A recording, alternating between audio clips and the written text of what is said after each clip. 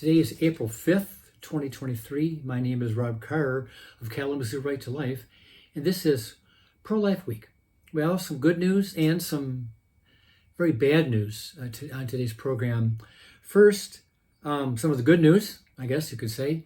In Florida, as I talked about last time on Monday, the Florida State Senate was going to be voting on a fetal heartbeat bill. Well, as expected, pro-lifers prevailed, and the state Senate voted 26-13 in favor of this heartbeat bill that would ban abortions basically from the 6th week of pregnancy on. So this is great news.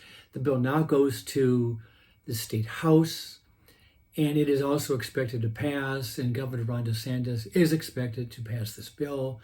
This is great news coming out of Florida.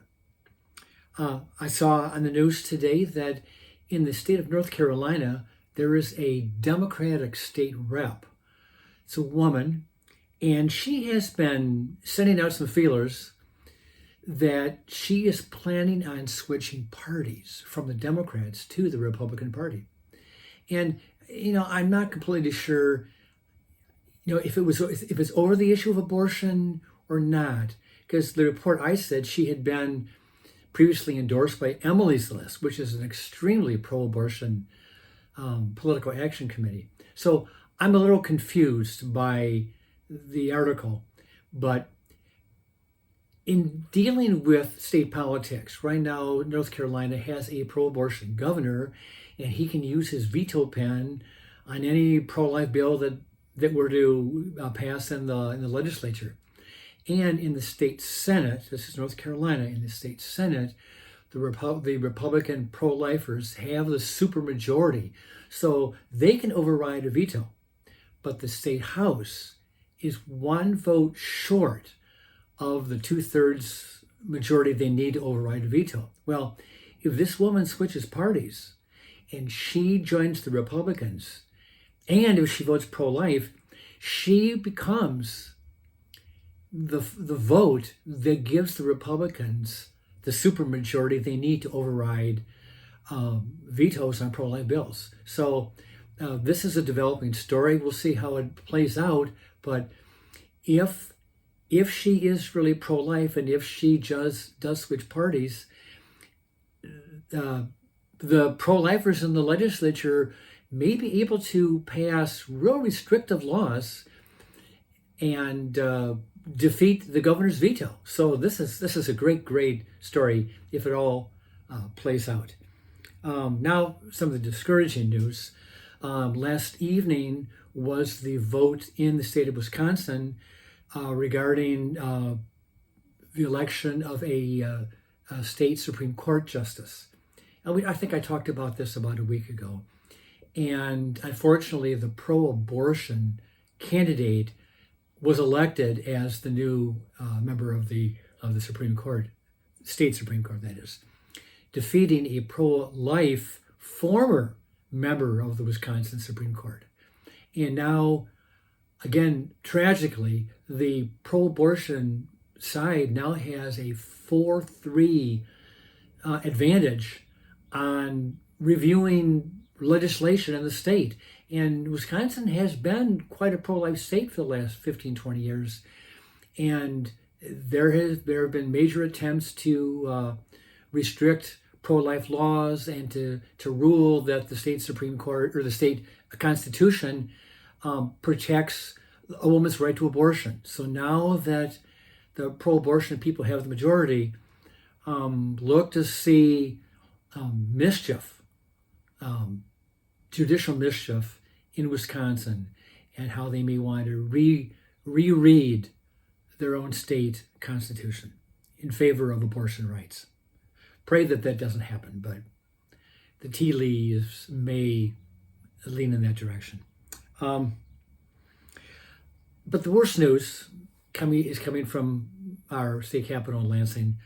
This morning, this is Wednesday, this morning, the governor signed the bill that was passed by the legislature repealing our 1931 law banning abortions through all 9 months of pregnancy except for the physical life of the mother. Now, we talked before, the 1931 law or bill